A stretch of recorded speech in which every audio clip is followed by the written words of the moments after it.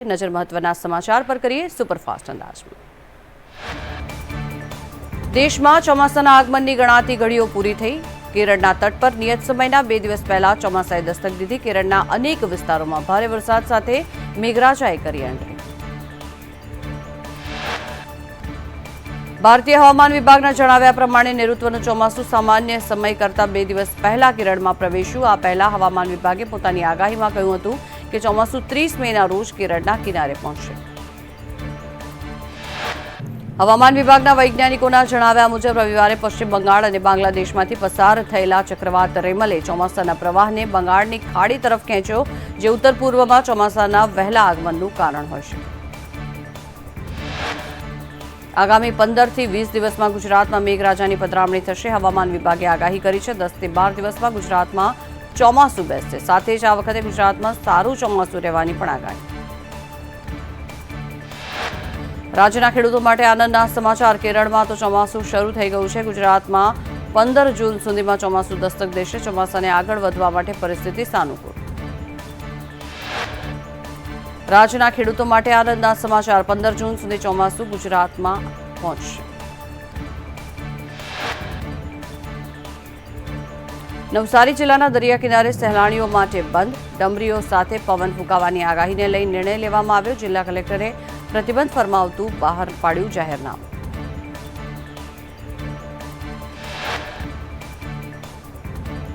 હવામાન વિભાગની આગાહીને પગલે વલસાડનું વહીવટીતંત્ર એલર્ટ થયું। તિથલ દરિયા કિનારો સહેલાણીઓ માટે બંધ કરવામાં આવ્યો।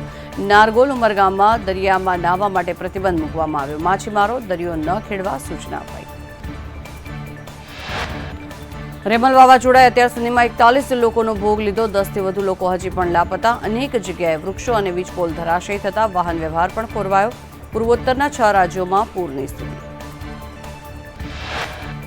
રેમલ વાવાઝોડાના કારણે મણિપુરના ઇમ્ફાલમાં જળ તાંડવ। મુશળધાર વરસાદ બાદ નદીઓના પાણી ઇમ્ફાલ શહેરમાં ઘૂસ્યા। આ તરફ બદ્રીનાથના વાતાવરણમાં આવ્યો પલટો। વહેલી સવારથી જ વાદળિયા વાતાવરણ બાદ ઝરમર વરસાદ શરૂ થયો। વરસાદ શરૂ થયો છતાં યાત્રિકોએ યાત્રા આગળ ધપાવી અને બદ્રી વિશાલના દર્શન કર્યા।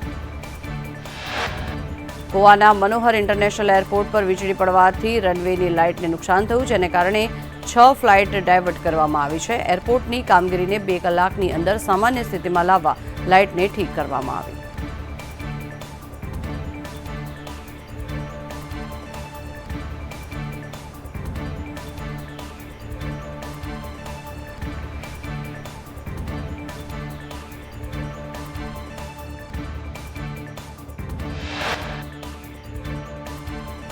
રાજ્યમાં ગરમીથી આંશિક રાહત મળી છે। મોટાભાગના શહેરોમાં તાપમાન ઘટ્યું। દક્ષિણ પશ્ચિમે પવન ફૂંકાતા ગરમીમાં ઘટાડો નોંધાયો।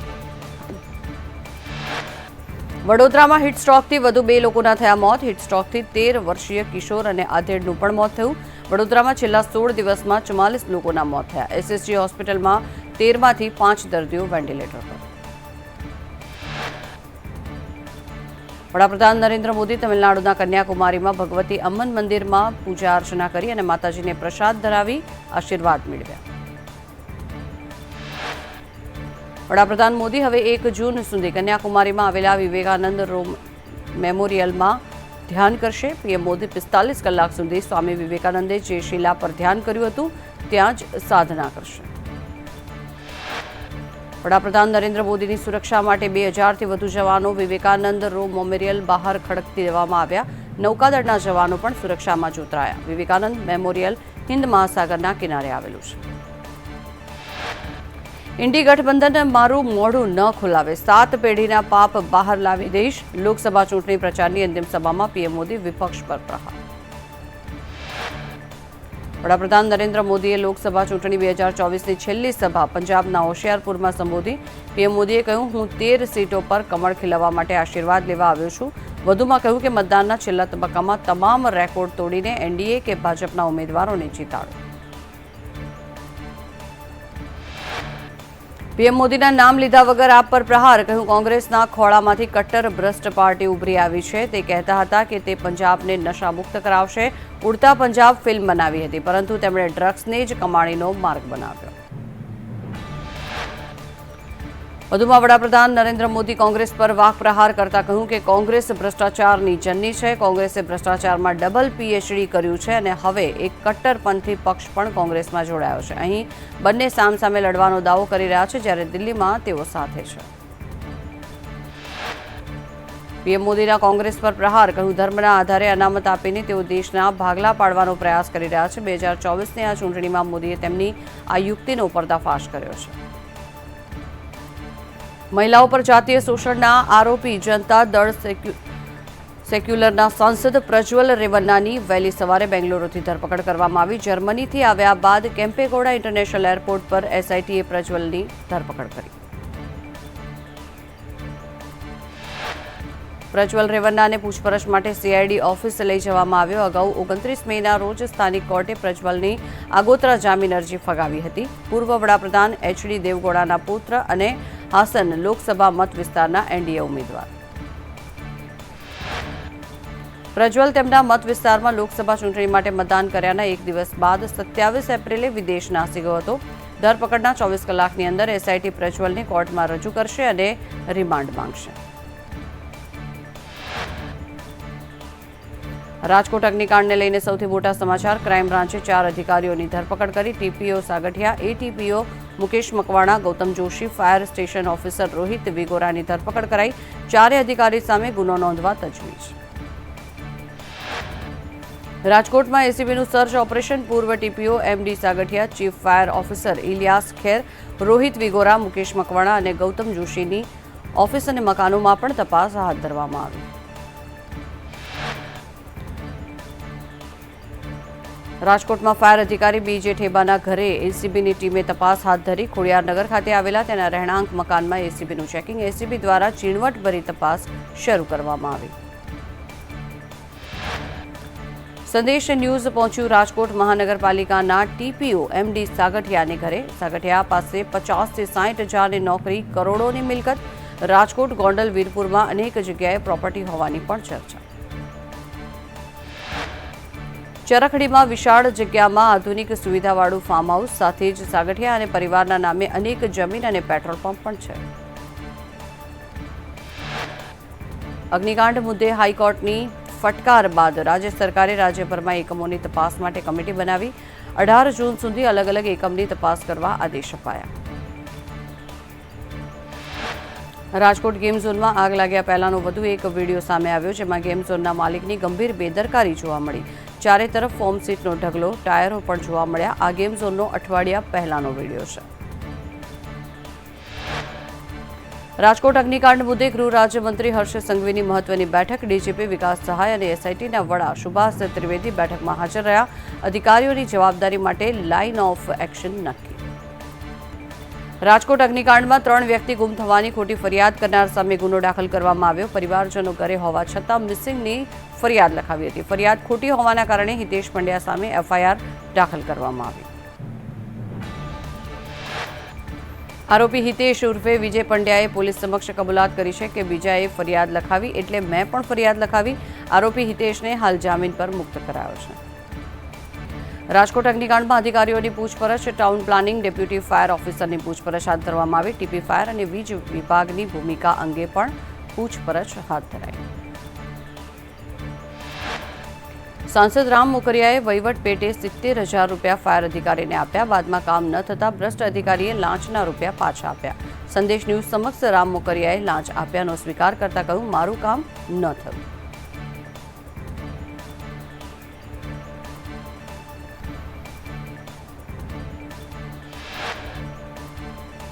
ભાજપના સાંસદ રામ મોકરિયાએ બળાપો કાઢતા કહ્યું કે પ્લાન અટકાવી અધિકારીઓ હેરાન કરી રૂપિયા પડાવે છે.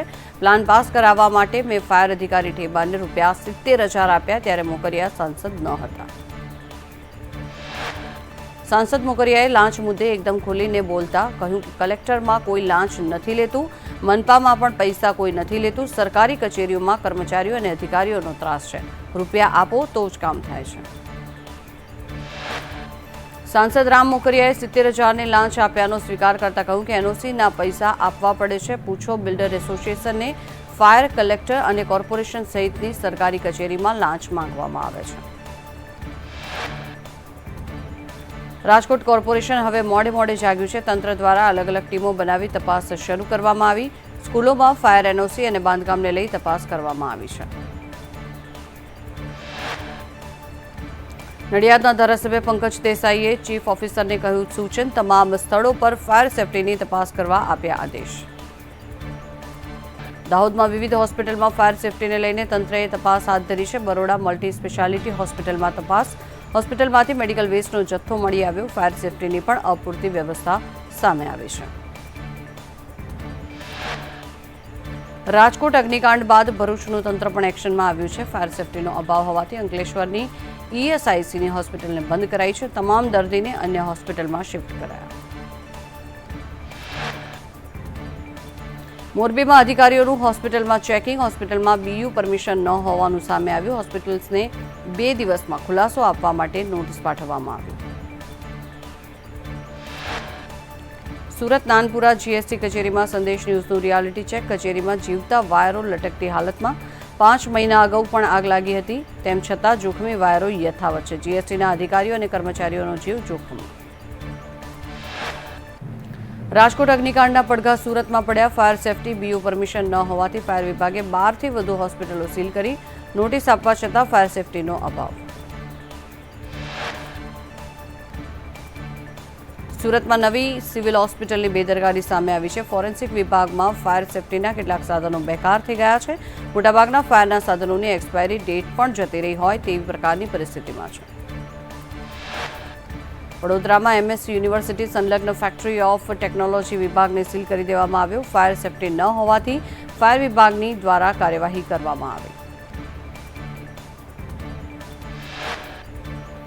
અમદાવાદના રાયપુર વિસ્તારમાં આવેલી વિવેકાનંદ કોલેજમાં ફાયર અને એસ્ટેટ વિભાગની કાર્યવાહી. ફાયર એનઓસી બીયુ ના હોવાના કારણે તેને કોલેજને સીલ કરવામાં આવી. મોલ ગેમ ઝોન બાદ શૈક્ષણિક સંસ્થાઓમાં પણ તપાસ હાથ ધરાઈ.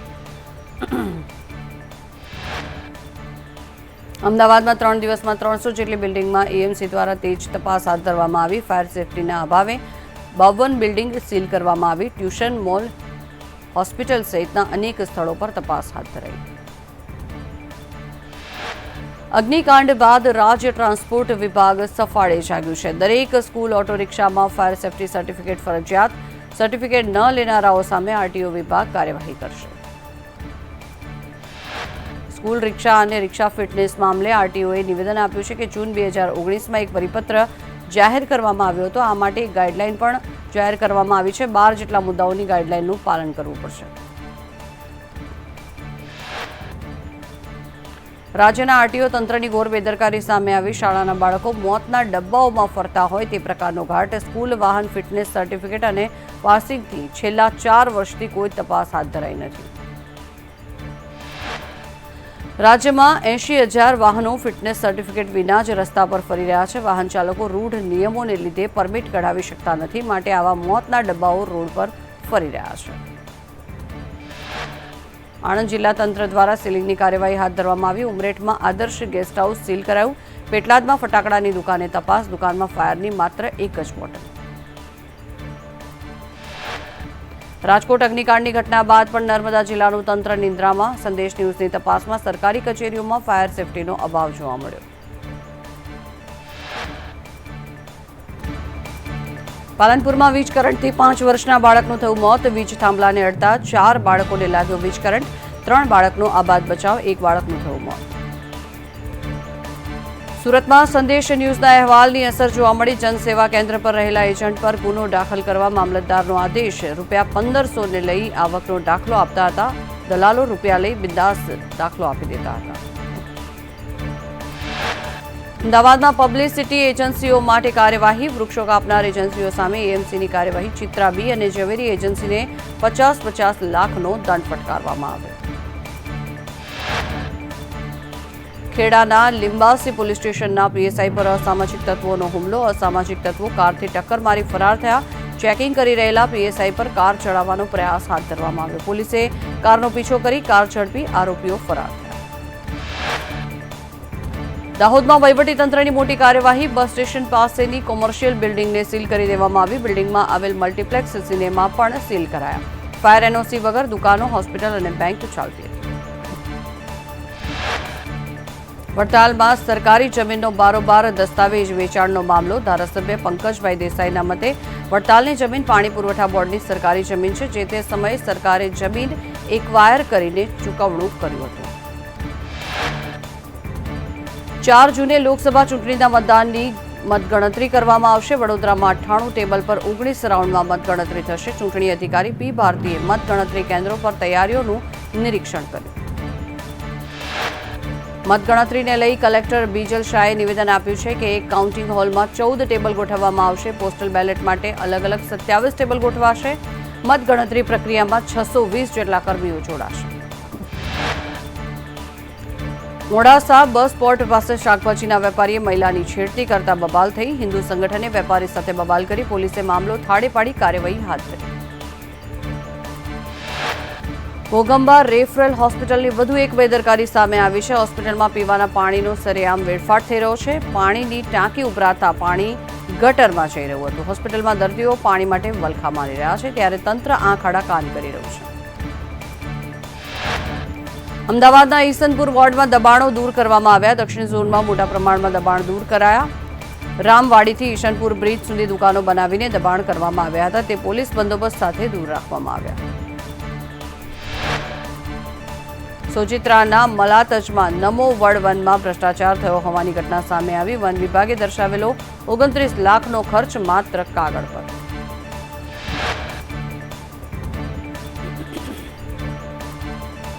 હાઈકોર્ટમાં બનાવટી જન્મનો દાખલો રજૂ કરનાર સામે હાઈકોર્ટના એડિશનલ રજિસ્ટ્રારે પોલીસ ફરિયાદ નોંધાવી. અમિત વાઘેલા નામના યુવક સામે નોંધાઈ ફરિયાદ. અમદાવાદના ગોમતીપુરમાં મહિલાઓનો હોબાળો. પાણી મુદ્દે સબ ઝોનલ કચેરી ખાતે કર્યો હલ્લાબોલ. 5 વર્ષથી પીવાના પાણીની સમસ્યાને લઈ વિરોધ. ટાંકી બની પણ ડોળું પાણી આવતા ઉગ્ર રોષ. વડોદરામાં પીવાના પાણીને લઈ સ્થાનિકોમાં ભારે રોષ. મહાનગરપાલિકાએ તુલસીવાડીના સ્થાનિકોએ મોરચો માંડ્યો. છેલ્લા 4 વર્ષથી પીવાના પાણીની સમસ્યાને લઈ વિરોધ કર્યા હતા. અમરેલી રાજુલાના ભેરાઈ ચોકડી નજીક અકસ્માતમાં મજૂરનું મોત થયું. ભાવનગર સોમનાથ નેશનલ હાઈવેના કામમાં લોડર પાછળ લેતી વખતે મજૂર આવી જતા તેનું મોત થયું હતું. મૃતકની લાશ પીએમ માટે મોકલવામાં આવી.